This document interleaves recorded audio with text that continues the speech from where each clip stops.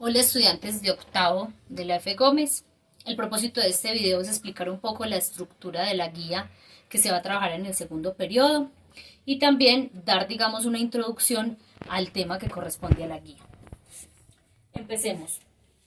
La parte inicial de la guía encontramos que es muy informativa, entonces aparece el número de la clase, en este caso es la clase 2 porque ya las semanas anteriores realizamos la primera actividad, el área que es español, el grado, el autor en este caso que es la docente, la duración que es para estas 2 semanas. Ojo, sería hasta el 15 de mayo, esa sería la fecha límite para devolver la guía resuelta. El tema en este caso nos compete la literatura del descubrimiento, la conquista y la colonia. Este tema es muy teórico, entonces la idea es que lo abordemos a conciencia y que leamos muy bien lo que tenemos que hacer. Estándar, derecho básico, aprendizaje y logro son, digamos, informaciones que nos dan cuenta de qué es lo que se pretende con la guía. En la parte de descripción es la justificación de por qué se está trabajando este tema con los grados octavos, o sea, para qué se usa este tema. Y tenemos una serie de bibliografía que nos permite ampliar la información de la guía. Hago esta claridad aquí en amarillita porque una vez terminada la guía van a enviarla al WhatsApp. Está mi WhatsApp donde indican el nombre y el grado. Esta parte introductoria solo es para que la lean y la conozcan. Como tal, lo que nos compete ya sería de la actividad en adelante. Las actividades se dividen en 3 fases. Fase inicial, fase de elaboración y fase de producción. Para este caso, solamente hay algo por hacer en la fase de producción. Lo demás es informativo, es decir, no tienen que copiar ni escribir absolutamente nada de allí. Nos dan el enlace de un video que nos da cuenta o nos muestra cómo fue el proceso de la conquista. Es un video informativo que nos ayuda a ampliar un poco el tema. Entonces la idea, o para que se contextualicen un poco el tema. En la fase de elaboración está toda la parte teórica y la dividí en 2. Primero, la literatura prehispánica y segundo, la literatura de la conquista y la colonia.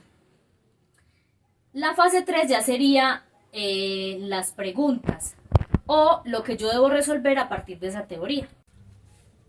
Este tema, literatura de la conquista y la colonia, como todas las literaturas, están enmarcadas por un momento histórico o social que vivió la época de aquel entonces. Entonces, se le conoce a la literatura prehispánica aquellas manifestaciones de carácter literario que tuvieron antes de que los españoles vinieran a conquistar nuestro territorio. Entonces, antes de la conquista de nuestro territorio, nosotros éramos indígenas y teníamos, digamos, unas características o formas de vida muy diferentes a las que se tienen ahora. Aquí encontramos una serie de características. Por ejemplo, los indígenas eran muy talentosos para la agricultura. Ellos leían muy bien, digamos, la fertilidad de la tierra, los tiempos en los que debían sembrar. De hecho, hasta crearon un calendario que fue el calendario maya. Las creencias religiosas eran diferentes. Ellos creían en varios dioses, sobre todo en los dioses de la naturaleza. Por eso se les llamó politeístas, porque tenían la creencia en varios dioses. La organización de ellos era por estados o imperios. En este caso nosotros los podemos llamar como por tribus, que lo manejaba un cacique. Medían el tiempo y registraban los eventos. Como ya les dije, ellos crearon su propio calendario, entonces era muy diferente al que nosotros tenemos actualmente. Construyeron grandes ciudades y la organización social era, digamos, rígida. O sea que todo esto es en relación a cómo era la sociedad antes de que los españoles llegaran al territorio americano.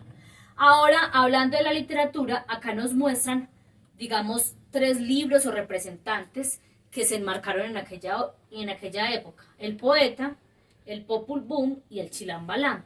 El Popul Vuh y el Chilam Balam eran libros sagrados y ahí van a encontrar la descripción de cada uno.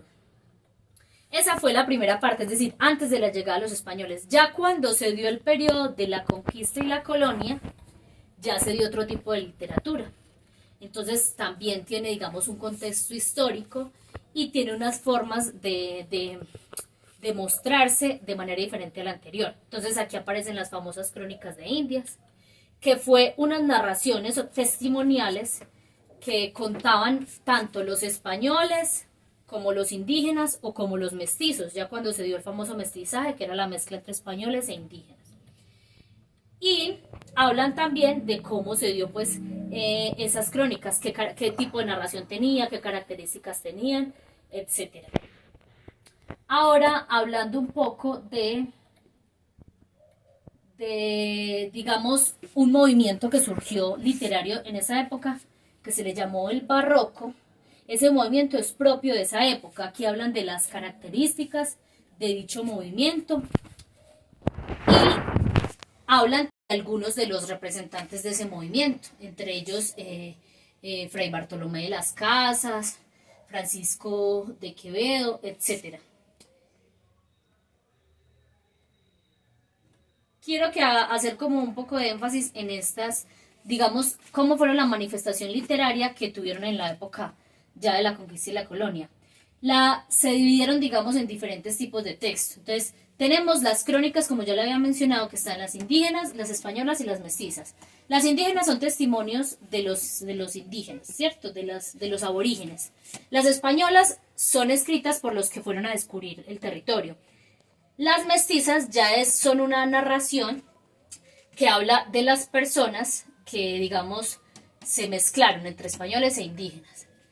Encontramos las cartas, que era un medio de comunicación más íntimo, donde tanto los indígenas como los conquistadores escribían las noticias de aquel entonces.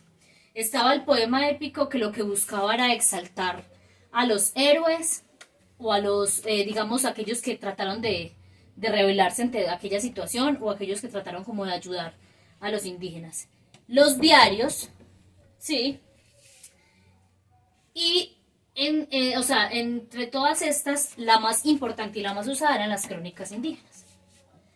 Ahora, ¿qué deben de hacer usted con esa teoría que yo acabo de explicar y que la deben de leer? Entonces, lo primero que deben de hacer con la teoría de la literatura prehispánica, o sea, la parte inicial, es hacer un resumen del tema que siga este esquema. Entonces ponen el tema, literatura prehispánica. Van a definirlo brevemente, van a nombrar las características y van a nombrar los 3 legados que yo les mencioné anteriormente sobre la literatura. De esta misma parte de la temática o de la teoría van a extraer 6 palabras desconocidas y le van a dar su significado según el contexto del tema. O sea, que se relacionen con la teoría. Ahora yo con la parte de la conquista y la colonia hay otra serie de preguntas. Entonces, hay unas que son muy literales. ¿Cómo se manifestó la literatura antes y después de la llegada de los españoles? Van a explicar de qué se trataron las crónicas de India, qué técnica narrativa empleada, eso lo encuentran ahí en la teoría. También van a decir cómo vio el europeo a los indígenas americanos y por qué, que también está en la parte teórica. Van a hablar del barroco y de qué se trató, y van a definir las 4 formas literarias que se dio en la época. Ojo, a las crónicas hay que definir los 3 tipos de crónicas: indígenas, mestizas y españolas.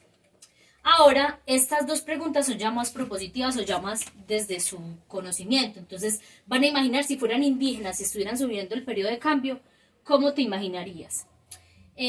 Van a describir si estuviéramos viviendo, como todas las obras literarias se enmarcan en un periodo social o en unos acontecimientos sociales. Entonces van a proponer qué temática trabajarían si estuviéramos, digamos, si vamos a crear un libro en esta época que estamos viviendo de la contingencia sobre el COVID-19.